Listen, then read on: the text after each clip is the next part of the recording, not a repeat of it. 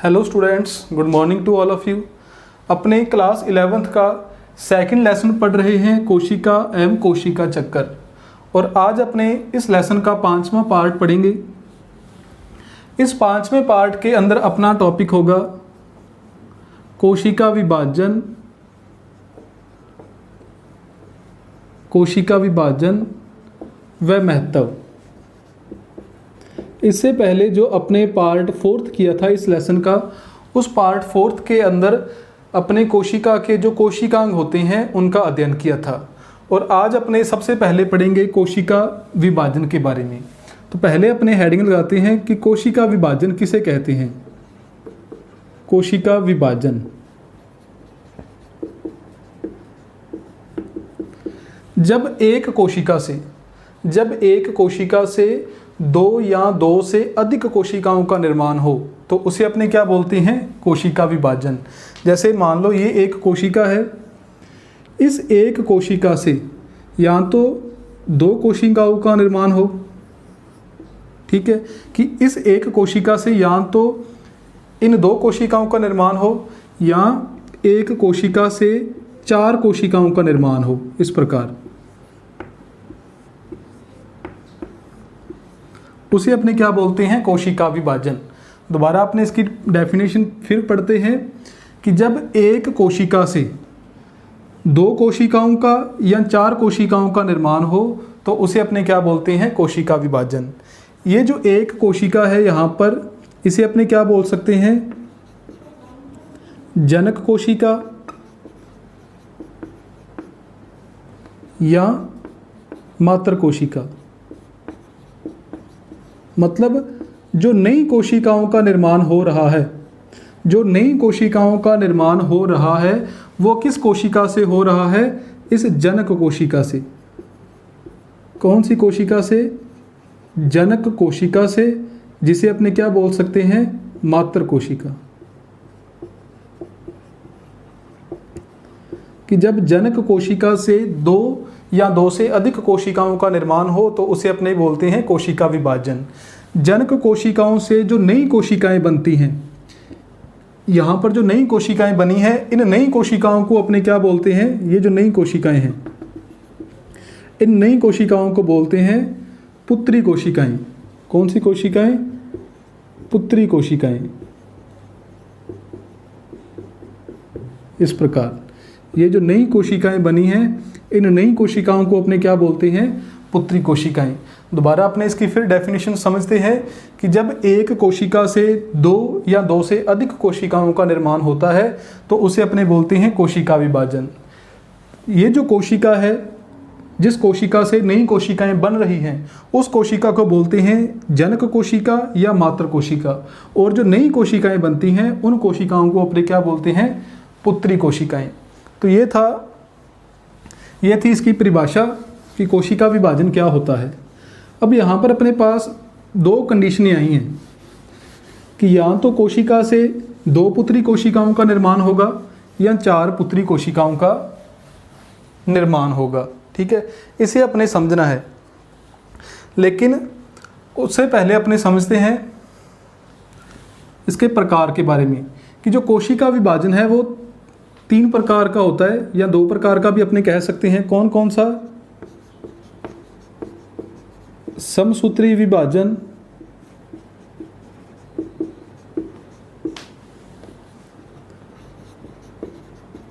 अर्धसूत्री विभाजन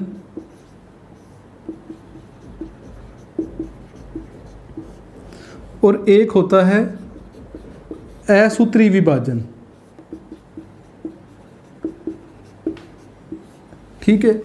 जो यूकैरियोटिक कोशिकाएं होती हैं, कौन सी कोशिकाएं, यूकैरियोटिक कोशिकाएं।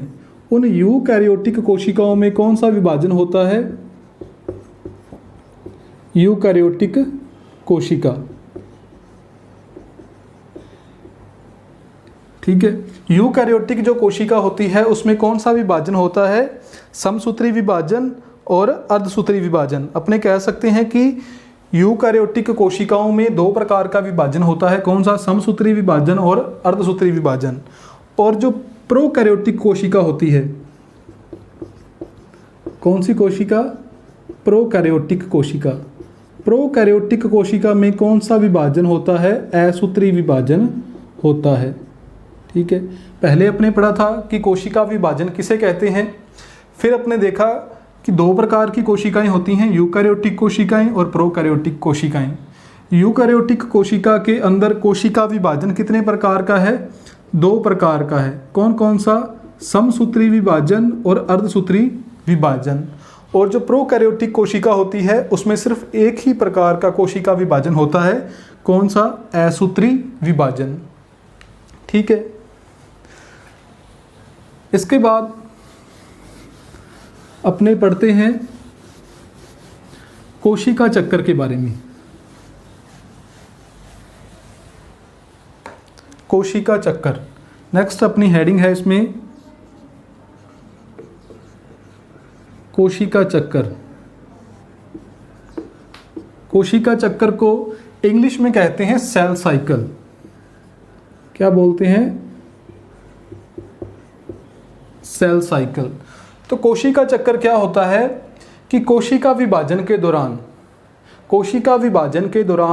एक कोशिका में जो परिवर्तन होते हैं उन परिवर्तन के अध्ययन को अपने क्या बोलते हैं? कोशिका चक्कर। कि फॉर एग्जांपल ये एक पादप कोशिका है या कोई भी एक कोशिका है, इस कोशिका में कोशिका विभाजन होगा, मतलब इस कोशिका का विभाजन होगा। तो विभाजन के दौरान इस कोशिका में जो परिवर्तन होंगे उन परिवर्तनों के अध्ययन को अपने क्या बोलते हैं? कोशिका चक्कर बोलते हैं या सेल साइकिल बोलते हैं। दोबारा अब मैं इसकी डेफिनेशन फिर रिपीट कर देता हूँ कि कोशिका चक्कर किसे कहते हैं।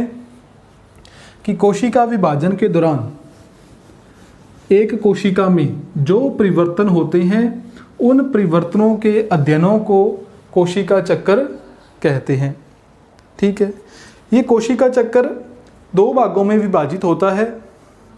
देखिए, जो कोशिका चक्कर है ये 2 भागों में विभाजित होता है। एक तो होती है अंतरावस्था। कौन सी अवस्था? अंतरावस्था। और दूसरी होती है एम अवस्था। एम अवस्था। ठीक है, इसे मैं इधर साइड में बनाता हूं, एक कोशिका चक्कर बनाता हूं। देखिए, इस प्रकार अपने एक गोल संरचना बना लेते हैं।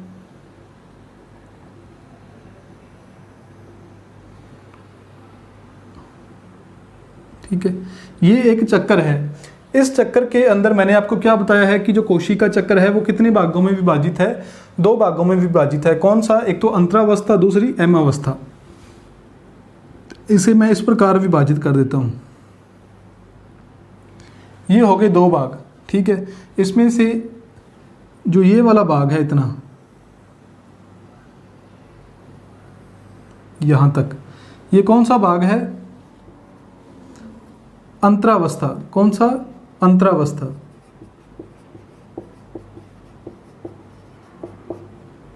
ठीक है, और जो ऊपर वाला भाग है इतना भाग, ये कौन सी अवस्था है?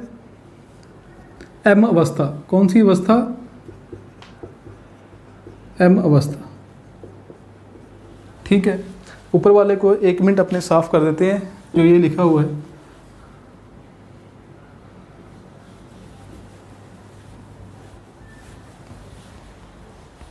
ठीक है, तो कोशिका चक्कर कितने भागों में विभाजित होता है? एक तो अंतरावस्था, दूसरी एम अवस्था। तो ये कोशिका चक्कर है। इस कोशिका चक्कर को अपने 2 भागों में विभाजित कर दिया, एक अंतरावस्था और एक एम अवस्था। इसमें आपने याद रखना है कि जो अंतरावस्था है वो क्या होती है? सबसे बड़ी होती है। आप देख रहे हो इसमें से जो बड़ा पार्ट है वो कौन सा है? अंतरावस्था। तो अंतरावस्था क्या होती है? बड़ी होती है। किसकी तुलना में? एम अवस्था की तुलना में।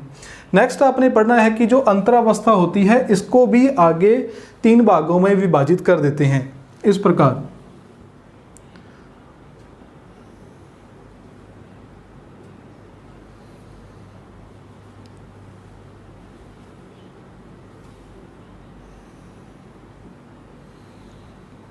इसको भी अपने 3 भागों में विभाजित कर दिया। कौन कौन से 3 भाग हैं?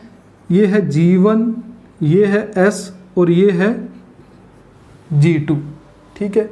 कौन कौन से 3 भाग हैं कि जो अंतरावस्था होती है उसे अपने 3 भागों में विभाजित कर देते हैं, G1 में, S में और G2 में।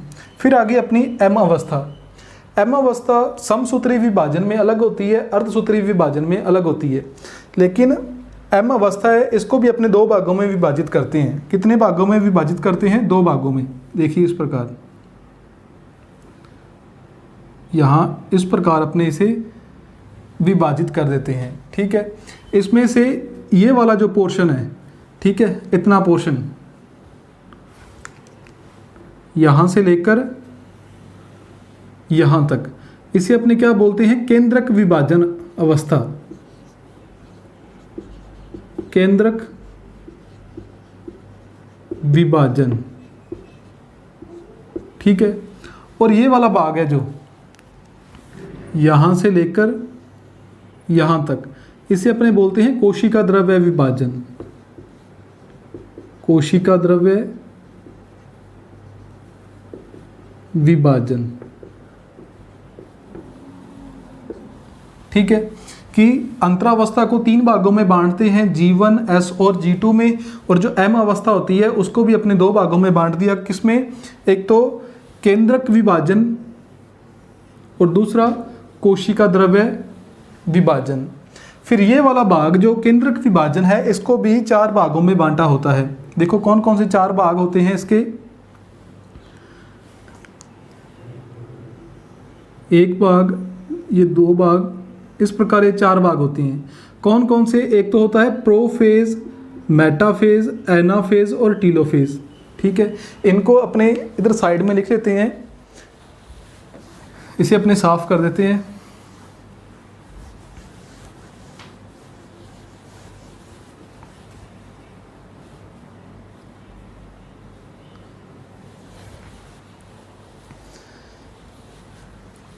अपने पढ़ रहे थे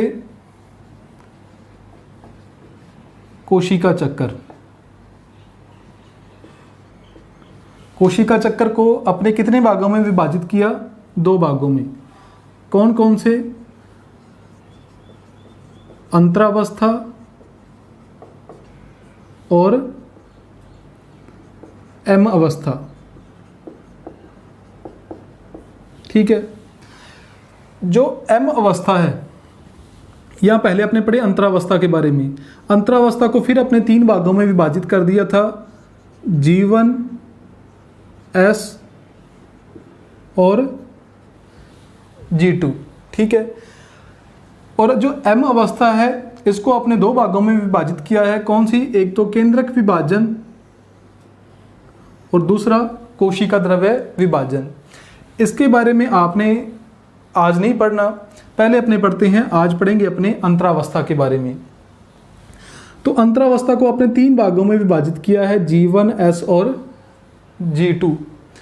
तो देखिए इन तीनों में पहले मैंने आपको बताया था कि जो 2 अवस्थाएं हैं, अंतरावस्था और M अवस्था, इन दोनों में से जो बड़ी अवस्था है वो कौन सी है? अंतरावस्था। अंतरावस्था क्या होती है?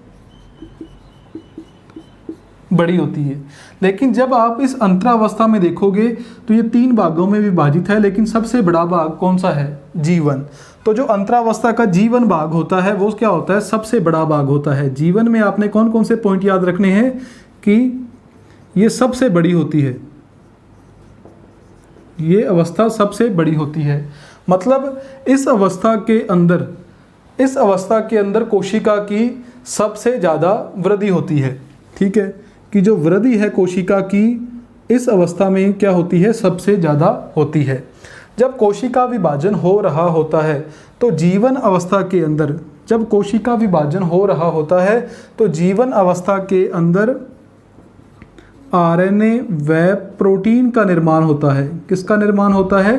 RNA व प्रोटीन का निर्माण होता है। फिर आपने पढ़ना है S अवस्था के बारे में कि S अवस्था में आपने कौन कौन से पॉइंट याद रखने हैं। दूसरी है अपनी S अवस्था।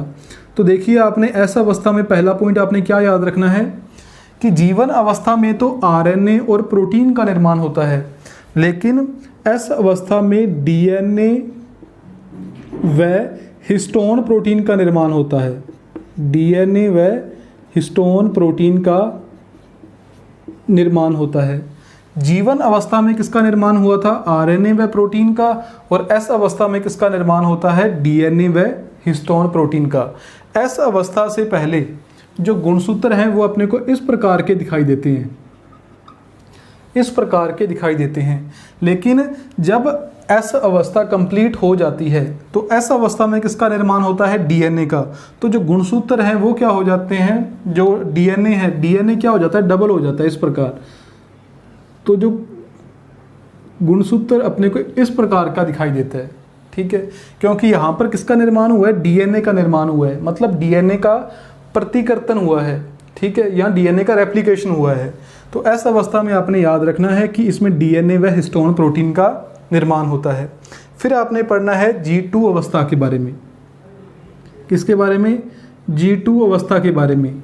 तो इसमें किसका निर्माण होता है? इसके अंदर भी देखिए आरएनए का निर्माण होता है, प्रोटीन का निर्माण होता है,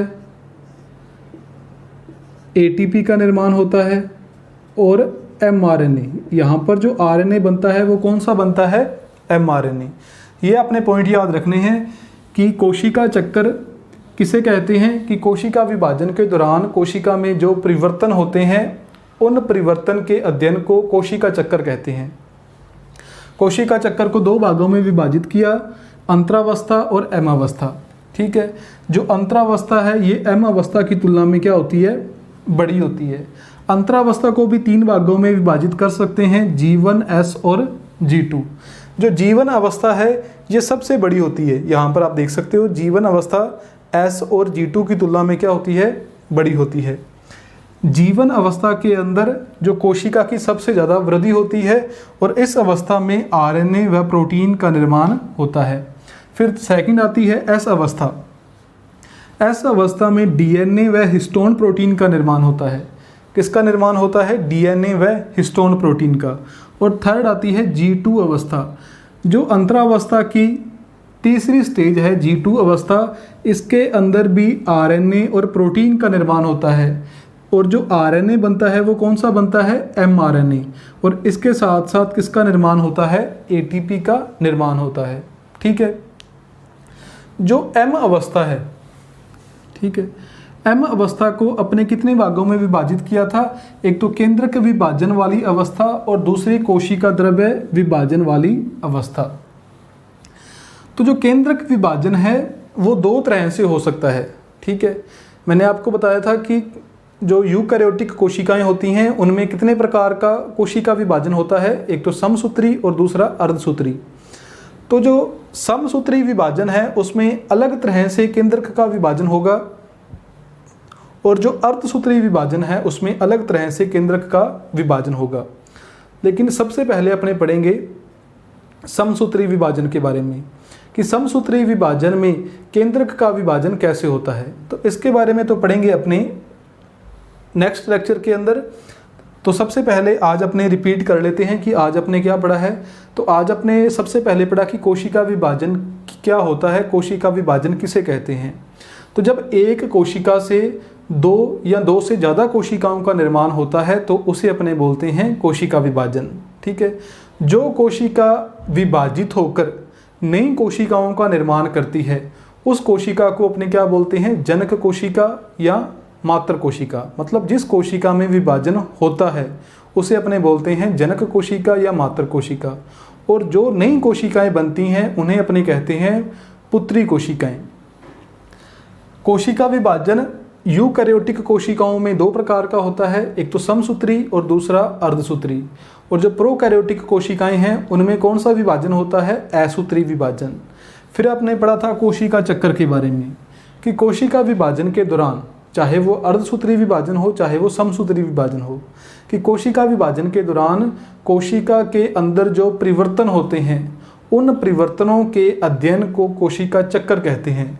और कोशिका चक्कर को समझने के लिए अपने इसे दो भागों में विभाजित कर लेते हैं, अंतरावस्था और एम अवस्था।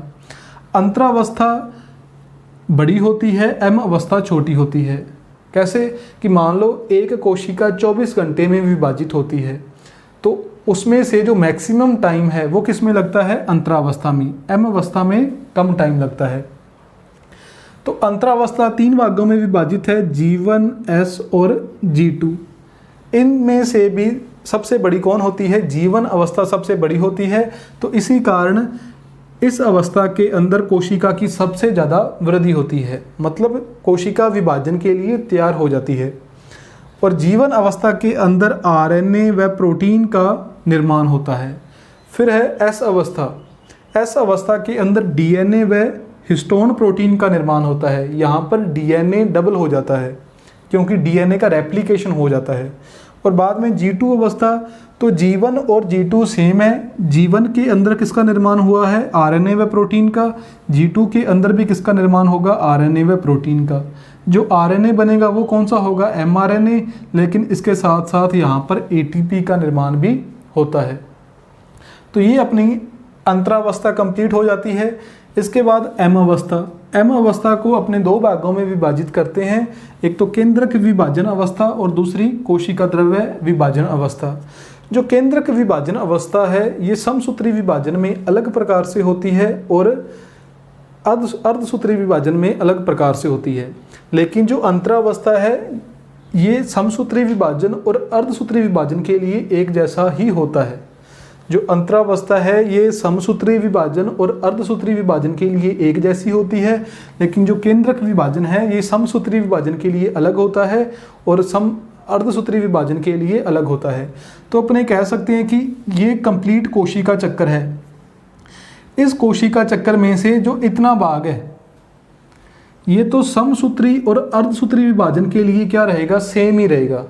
लेकिन ये जो इतना भाग है जिसे अपने कोशिका विभाजन बोला है, केंद्रक विभाजन बोला है, इतना भाग समसूत्री विभाजन के लिए अलग होता है और अर्धसूत्री विभाजन के लिए अलग होता है। तो नेक्स्ट लेक्चर के अंदर अपने पढ़ेंगे समसूत्री विभाजन के बारे में और अर्धसूत्री विभाजन के बारे में। यदि आपको इसमें कोई भी डाउट हो तो आप कमेंट बॉक्स में कमेंट करके पूछ सकते हो। Thank you.